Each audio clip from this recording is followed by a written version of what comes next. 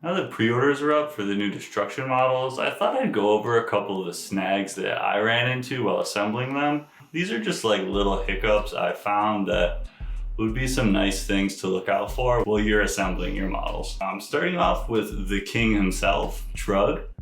One of the things I noticed was that he's like a big model, and it's not necessarily like a body that you then stick arms onto. It's you sort of just build the whole thing in different panels. Something I found that made the whole process go a lot smoother was doing a bit of dry fitting. So dry fitting the sections together, holding them in place, making sure the fit is right. And then once I had them like that, I'd hold it together and then run a bit of plastic glue over the seam on the inside. He's all hollow, so you know when you're first putting them together, there's plenty of areas to reach into, and then you can hit the seams of the model with your plastic glue. You know, as the assembly progresses, there are some sections that you won't be able to get to like that, most notably his left arm. That kind of is just like two large pieces that stick together. And what I found was that in order to avoid getting really gnarly gaps, I kind of glued it in sections. So I first glued it down by the fist, you know, put glue on one side, and then pressed firmly together to try to eliminate the gaps. And then from there, I sort of worked my way around the arm and the seams. What I did was then take the brush applicator of my plastic glue and then just ran like a tiny bit along the seam from the outside. And through some capillary action, the glue gets inside there, and then as long as you press firmly, it should eliminate the worst of the gaps. So I just went slow and worked my way around, dry fitting almost always, just to make sure I had the right fit, and then using those different applications of plastic glue, either from hitting it from the inside or running a very thin amount along the outside and letting it soak into the seam. Also, while building Trugg's body, the last panel that you put together is this piece under his right arm. It's just a small sliver that goes in, but I found it really tricky to get into position once all the other pieces were glued in, so I just went really slowly and dry fit it in. It helped by rotating it on its side a bit and sort of swinging it into position there. But again, I went in there without glue at first, and once I had it secured in place, it was pretty easy to hit it from the inside with the plastic glue and make sure those seams were nice and no gaps were present. When it came time to do the ruin on his back, it's largely the same. It's just like a bunch of sections. You work around the ruin and put it all together. The only thing was that it wasn't a super easy assembly to get these two pieces together. Trugg and the ruins, it's like a very weird snug fit. Once the ruin's built, you just put the whole thing upon his back, but it takes a bit of like twisting and meandering around to find the right spot. So I would highly recommend dry fitting it at first. It took me a while. I went super slow because there are these dangly vines that sort of wrap around him. Instead of, you know, taking it apart, adding glue and trying to get it back on, once I had a dry fit into position, I then just took my plastic glue applicator and snuck it into a few discrete spots to make sure it was fastened. But overall, it's a super tight fit. And then there's a few gaps you could get where like the soil meets Trugg's body. And again, I just ran a little plastic glue around there bit by bit, pressing it firmly, and that seemed to eliminate any of those major gaps. And then we have the big pig, which for the most part was pretty much a dream to put together. The assembly was really easy and all the pieces went together super well.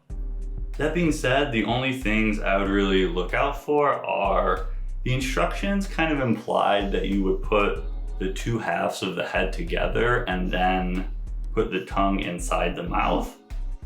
Maybe I was just reading this wrong, but in the future I would put the tongue in before assembling the head. It kind of has like this anchor piece attached to it that kind of plugs right into a section of the head. I, however, having assembled the head first, had to like snip this piece off in order to get the tongue into a good spot, which wasn't a big deal at all, and I'm pretty happy with how it came together. There's no like obvious mistakes or whatever, but I think if I were to do it again, I would just try to get the tongue in the mouth before assembling the head together. On the other end of the pig, there's sort of this strap that goes under his tail and goes from one metal plate to the other on his thighs. Again, the instructions indicated that this would easily slide in under the tail and behind those metal plates once they were already there, but I found that like a super tricky fit to get in there. I actually almost damaged that little strap piece trying to wedge it in there. Instead, what I found was just taking off the left metal plate. There seemed to be like a little notch in which you could glue the strap on. And so I found it way easier to put the strap on to the metal plates first and then attach them onto the pig.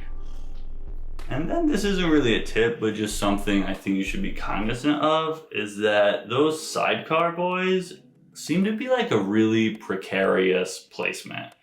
The metal blades coming off the side extend way over the base edge, and overall there isn't like a super awesome spot for their feet to go.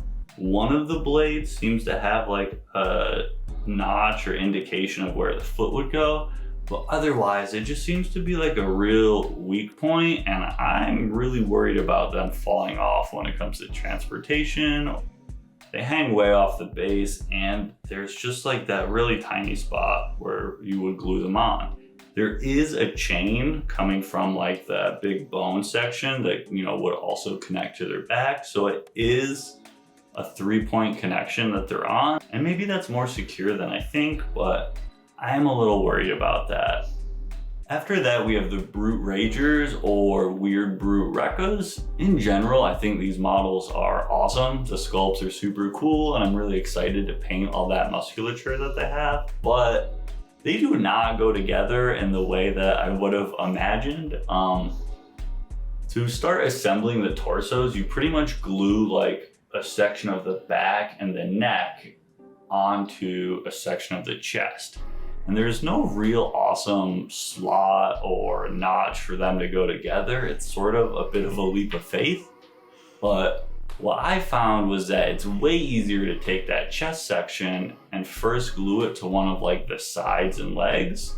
So just a little dry fitting to see which side piece fits better. You really just want to like line up that little jigsaw section of riblets there and make sure you have a good fit. And then once you have the chest glued to one of the sides, you can just glue on the other side, and then there's like a perfect notch for the little bit of back and neck to slot into. And then once you have the body put together, the rest of it is like a super easy assembly. I actually thought like the weapon hands went together super well. I assembled mine as the Weird Brute Wrekkaz, so they've got like that big flail or ball and chain. And I thought the hands on the weapon slotted super well into the wrists.